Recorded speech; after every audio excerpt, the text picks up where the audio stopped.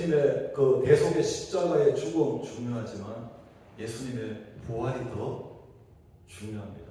그래서 기독교 교회는 예수님이 탄생한 요일이 아니라 예수님이 십자가에 못 박히신 금요일이 아니라 예수님이 부활하신 일요일을 주일, 주님의 날로 부르며 특별히 구별해서 부활하신 일요일을 주일이라고 부르며 주일을 날 우리는 모여서 함께 예배를 드리고 있습니다. 그래서 매주일이 사실은 부활주일이라고 말할 수 있습니다. 매주일 예배 드릴 때마다 오늘 일요일이 바로 주님이 십자가에서 3일 만에 부활하신 날이구나. 부활하신 주님을 기억하는 주일이 되어야 마땅합니다. 부활의 중요성은 아무리 강조하고 강조해도 부족하지가 않습니다. 기독교 신앙의 핵심이고 뿌리, 반석입니다. 어떤 사건이 얼마나 중요한가를 우리가 한번 알려고 한다면 그 사건이 일어나지 않았을 경우를 한번 생각해 보면 그 사건이 얼마나 중요한 일이었는지를 새삼스럽게 우리가 깨달을 수 있습니다. 예를 들어 1950년 6월 25일 날 한반도에서 어떤 일이 있었죠? 전쟁이 일어났지 않습니까? 북한의 그 김일성 수령 군대가 공산당이 남한을 밀고 들어왔습니다. 소련의 도움을 받아서 탱크를 몰고 밀고 들어왔습니다. 며칠 사이에 서울이 무너지고 낙동강, 대구만 남게 되었습니다. 만약에 그때 유엔군과 미군이 참전해서 피를 흘리며 우리를 위해 싸워주지 않았더라면 어떻게 되었을까요? 아마 남북한은 남한도 공산화가 되었겠죠. 우리 모두가 김일성을 수령이라고 부르고 있을 것입니다. 교회도 북한의 교회가 없듯이 남한의 교회도 다 사라졌을 거고, 그리고 우리는 이동의 자유도 없이 살고 미국도 못 왔을 것입니다. 아마 굶어 죽었을지도 모르겠습니다. 북한에 얼마나 많은 사람들이 굶어 죽었습니까? 이렇게 한번 미군이 유엔군이 참전하지 아니했다 6.25 때 생각을 해보면 그들이 참전해 줬다는 것이 얼마나 고마운 일인지 얼마나 중요한 일인지 새삼스럽게 깨달을 수 있습니다. 우리가 부활의 중요성을 알기 위해서 부활이 없다면 생각해보면 부활이 얼마나 중요한 일인가 깨달을 수 있습니다. 그래서 사도 바울은 오늘 부활장에서 부활이 없으면 어떤 일이 벌어나는가 우리에게 오늘 본문에 말씀해주고 있습니다. 부활이 없으면 어떤 일이 일어나죠? 본문 14절 15절입니다. 부활이 없으면 이런 일이 일어납니다. 그리스도께서 만일 다시 살아나지 못하셨다면, 부활이 없다면 우리가 전파하는 것이 헛것이요, 복음이 헛것이라는 겁니다. 이것이 헛것이라는 겁니다. 여기 기록된 모든 말씀이. 그리고 너희들 믿어? 예수님의 죽음이 내 죄를 대속한다는 그 믿음, 예수님의 피가 내 모든 죄를 씻을 수 있다는 그 믿음, 예수님의 죽음으로 말미암아 내가 하나님의 자녀가 되었다는 그 믿음, 믿음으로 내가 구원받고 천국에 간다는 우리의 믿음, 헛것이라는 겁니다. 알맹이가 없다는 겁니다. 가짜라는 겁니다. 그리고 우리가 하나님의 거짓점이, 우리는 거짓말장이라는 거예요. 바울이 거짓말장이라는 거예요. 바울이 기록한 모든 글들이 이 성경이 거짓말이 된다는 거예요. 그리고 계속해서 그 다음 절 17절에서 19절입니다. 우리 같이 읽겠습니다. 그리스도께서 다시 살아나신 일이 없으면 너희의 믿음도 헛되고 너희가 여전히 죄 가운데 있을 것이요 또한 그리스도 안에서 잠자는 자도 망하였으니 만일 그리스도 안에서 우리가 바라는 것이 다만 이 세상 상태이면 모든 사람 가운데 우리가 더욱 불쌍한 자니라. 이게 부활이 없다면 너희 믿음도 헛되고 너희는 여전히 죄 가운데 있다. 아무런 변화가 일어나지 않았다. 너희는 여전히 죄인이고 여전히 너희는 죄 가운데 있고 여전히 너희는 저주 가운데 있고 여전히 너희는 하나님의 진노 가운데 있다. 부활이 없다면 이렇게 된다는 겁니다. 부활이 없다면 그리스도 안에서 믿음으로 내가 지금 죽지만 나는 천국에서 눈이 뜰 것이라고 하는 그렇게 믿음으로 잠드는 사람, 망한 사람이라는 것입니다. 실패한 인생이라는 겁니다. 그리고 마지막으로 한 방 크게 때립니다. 그리스도 안에서 바라는 것이 부활이 없다면 이 세상이 전부인데 그러면 모든 사람 가운데 예수 믿는 우리가 더욱 불쌍한 자입니다. 부활이 없다면 이 세상이 전부인데 예수 믿는다고 이렇게 예배 드리는데 시간 보내고 이 세상을 즐기지 못하는 우리가 가장 불쌍한 사람이 된다는 겁니다. 부활이 없다면. 정리해보면 부활이 없다면 성경 다 거짓말 되는 겁니다. 부활이 없다면 우리 믿음 가짜라는 겁니다. 아무 힘이 없다는 겁니다. 아무 능력이 없답니다. 우리 믿음이 구원을 주는 능력이 될 수 없다는 겁니다. 부활이 없다면 우리는 여전히 지금 죄 가운데 있습니다. 저주 가운데 있습니다.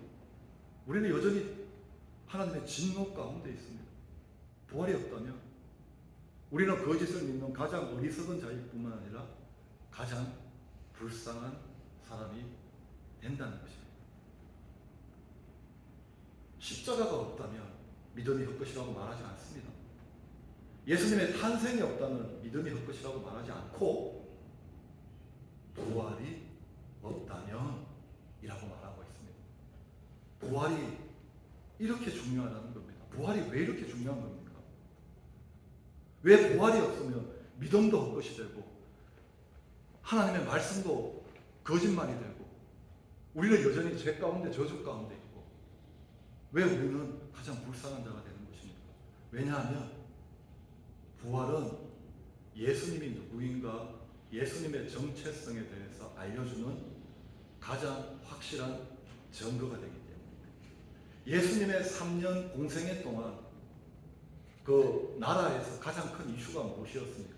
예수님이 병을 고칠 때마다 저 예수 누구인가? 예수님이 바람과 파도를 잠잠케 하니까 제자들이 바람과 파도를 잠잠케 하는 저 예수는 누구인가? 예수님이 죽은 자를 살리시니까 죽은 자를 살리는 예수 그는 누구인가? 이것이 그 유대 땅에서 가장 큰 이슈였습니다. 예수 그는 누구인가? 바람과 파도를 잠잠케 하는 예수 그는 누구인가? 죽은 자를 살리고 안전병이를 일으키고 눈먼 자를 보게 하고 벌떡 5배와 물고기 2마리로 5,000명을 먹이는 예수 그는 누구인가? 이 질문에 대해서 하나님은 이렇게 대답하십니다. 로마서 1장 4절 말씀입니다. 같이 읽겠습니다. 성결의 영으로는 죽은 자들 가운데서 부활하사 능력으로 하나님의 아들로 선포되셨으니 곧 우리 주 예수 그리스도시니라. 성결의 영으로는 죽은 자 가운데서 부활하사 능력으로 하나님의 아들로 하나님이 선포하셨다고 합니다. 예수는 누구냐? 예수 그는 누구인가라는 질문하는 사람들에게 하나님께서 예수 그리스도를 죽은 자 가운데서 부활하게 하심으로 말미암아 예수 그는 하나님의 아들 그리스도 메시아 참 하나님이라고 말로 선포한 것이 아니라 능력으로 선포하셨다는 것입니다. 예수 그리스도의 부활은 예수님이 하나님의 아들 천지를 만들으신 하나님의 형상 참 하나님이라는 가장 확실한 증거가 되기 때문입니다. 그러므로 아까 그 부활이 없다면 고린도전서 15장 말씀을 풀어서 제가 해석해 드린다면 이렇게 됩니다. 부활이 없다면 예수 그리스도는 하나님의 아들이 아니시므로 성경은 다 거짓말이 되는 거고 우리의 믿음도 헛것이 되는 거고 사람이 십자가에서 죽었는데 그 사람의 죽음이 나와 무슨 상관이 있겠습니까? 사람의 피가 어떻게 내 죄를 씻을 수 있겠습니까? 그리고 예수님이 하나님의 아들이가 아니면 그 예수를 믿고 있는 너희는 가장 불쌍한 사람이라는 예수 그리스도의 부활이 이렇게 중요한 이유는 예수 그리스도의 부활이 예수님이 하나님의 아들이시여 천지를 만드신 참 하나님이라는 가장 확실한 증거이기 때문입니다. 부활이 없으면 예수님이 하나님이 아니기 때문에 바울이 했던 모든 말들이 거짓말이 되고 우리의 모든 믿음이 헛것이 되고 우리는 이 세상에서 가장 어리석은 자요 불쌍한 자가 된다는 것입니다.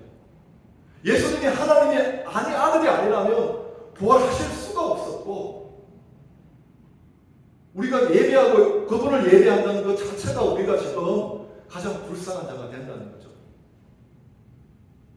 부활이 이렇게 예수님의 정체성을 정확하게 보여주기 때문에 부활이 이렇게 기독교 신앙의 핵심이 되는 것입니다.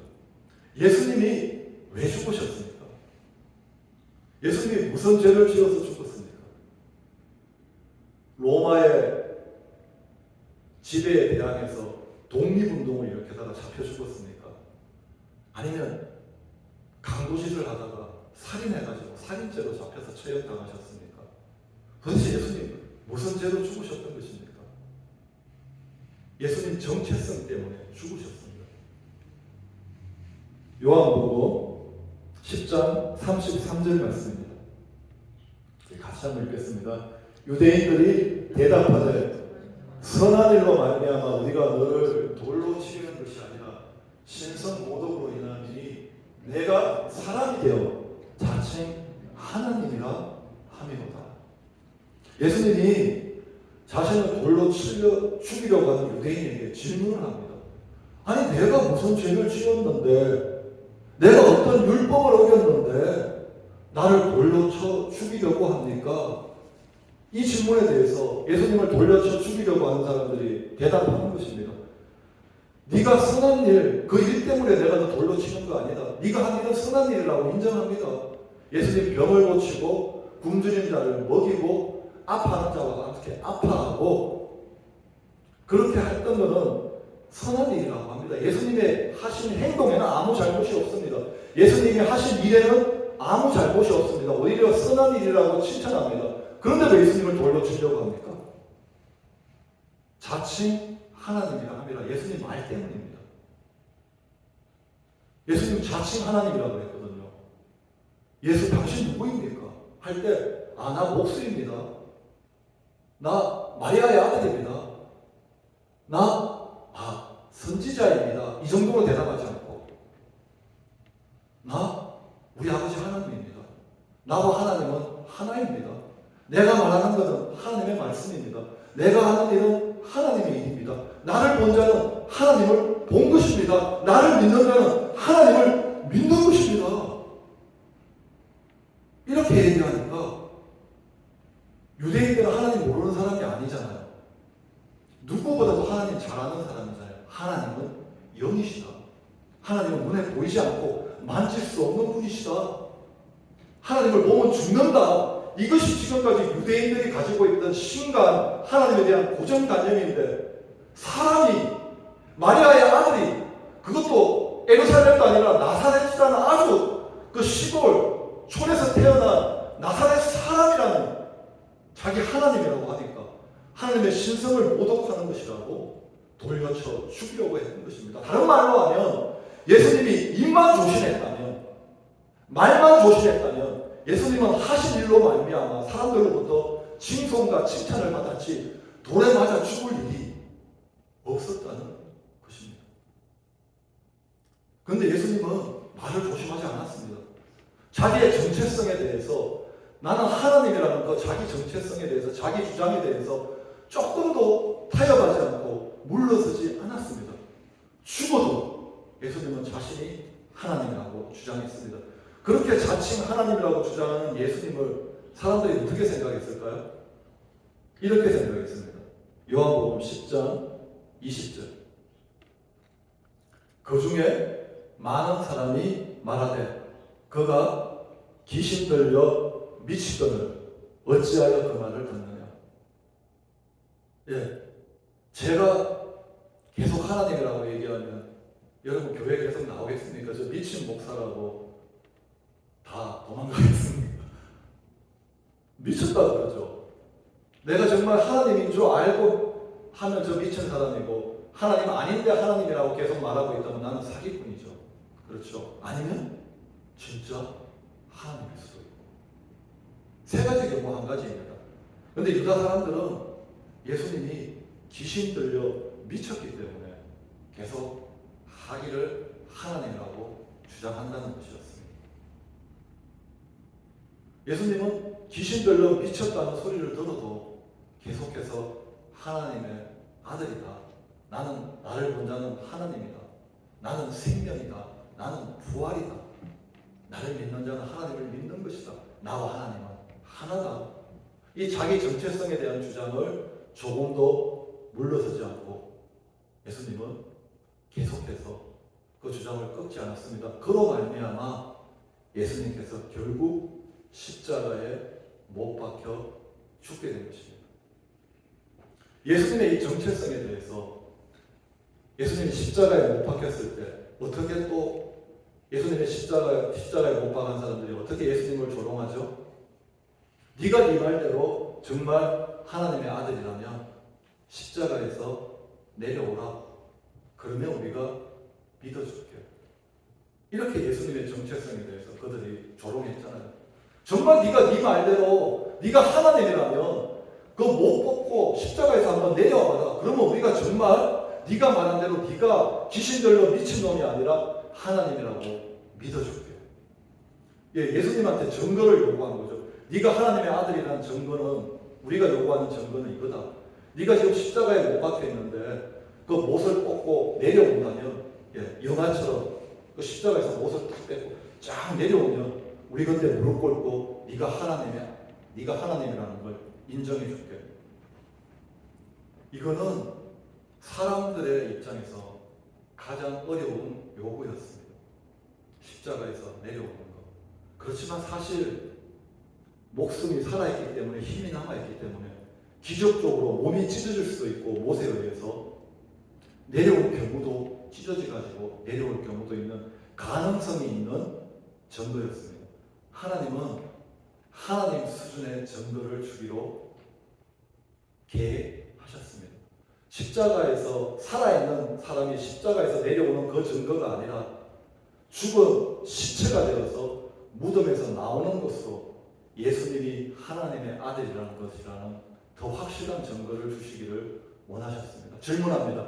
십자가에서 내려오는 게 힘듭니까? 아니면 3일 시체가 썩은 시체가 무덤에서 나오는 것이 더 힘듭니까? 어떤 것이 더 확실한 증거, 예수가 하나님의 아들이라는 확실한 증거가 될 수 있겠습니까? 부활이죠? 아멘이십니까? 이스라엘에 자칭 선지자들이 많았습니다. 자칭 선지자, 거짓 선지자, 하나님이 보내지 않았지만 내가 선지자입니다라고 하나님의 이름으로 예언했던 선지자들이 많았습니다. 특별히 이스라엘이 멸망할 당시에 에레미야 시대에 거짓 선지자들이 많았습니다. 그때 거짓 선지자와 참 선지자를 구별할 수 있는 방법을 하나님께서 에레미야에게 주십니다. 에레미야 28장 9절 말씀입니다. 같이 읽겠습니다. 평화를 예언하는 선지자는 그 예언자의 말이 응한 후에야 그가 진실로 여호와께서 보내신 참 선지자로 인정받게 되리라. 참 선지자와 가짜 선지자를 구별하는 방법은 평화를 예언하고 축복을 예언하고 형통을 예언하고 좋은 예언을 하는 참 선지자가 아니라 심판을 예언하고 멸망을 예언하고 저주를 예언하면 가짜 선지자가 아니라 예언의 종류가 아니라 평화를 예언하든지 심판을 예언하든지 그 예언이 실제로 이루어지면 그 사람은 하나님이 보내신 참 선지자라는 것이었습니다. 에레미야는 계속해서 바벨론이 계속해서 예루살렘에 쳐들어올 때 여러분 회개해야 됩니다. 우리가 회개하지 않으면 바벨론에 의해서 멸망당할 것입니다. 예루살렘 성이 돌 하나 돌 위에 남지 않고 다 무너지고 예루살렘 성전은 불타게 될 것입니다. 라고 바벨론에 의해서 멸망당할 것이라고 심판을 에레미야는 예언했습니다. 그래서 사람들이 싫어했습니다. 하지만 많은 거짓 선지자들은 하나님의 음성을 들었습니다. 하나님이 바벨론이 멸망할 것입니다. 예루살렘에는 하나님의 성전이 있기 때문에 절대로 예루살렘은 멸망하지 않습니다.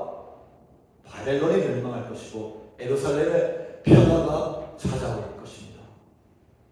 수많은 거짓 선지자들이 이렇게 예언했습니다. 하나님의 이름으로, 하나님이 자기를 보냈다고. 그런데 거짓 선지자와 참 선지자는 예언의 종류, 좋고 나쁨이 결정하는 것이 아니라 예언이 성취되는 것을 보고 안다고 하셨습니다. 누구의 예언이 성취되었습니까? 에레미야의 예언이 성취되었습니다. 누가 진짜 선지자입니까? 에레미야가 진짜 선지자였다는 것을 예루살렘이 멸망하고 나서야 백성들이 알게 되었습니다. 자, 참 선지자, 거짓 선지자 구분하는 방법과 참 하나님과 거짓 하나님을 구분하는 방법이 같습니다. 예수님은 평화를 예언하지 않았습니다. 예수님은 십자가에서 내려올 것을 예언하지 않았습니다. 예수님은 부활을 예언하셨습니다. 우리가 예루살렘으로 올라가니 인자가 대제사장들과 서기관들에게 넘겨지며 그들이 죽이기로 결의하고 이방인들에게 넘겨주어 그를 조롱하며 채찍질하며 십자가에 못 박게 할 것이나 제3일에 살아나리라. 예수님이 예언을 했습니다. 내가 이제 예루살렘에 들어가면 대제사장들과 서기관들이 죽이기로 결의하고 나를 이방인 로마인에게 넘겨주겠다. 그들이 나를 채찍질하며 나를 십자가에 못 박을 것이다. 하지만 나는 3일 만에 살아날 것이다.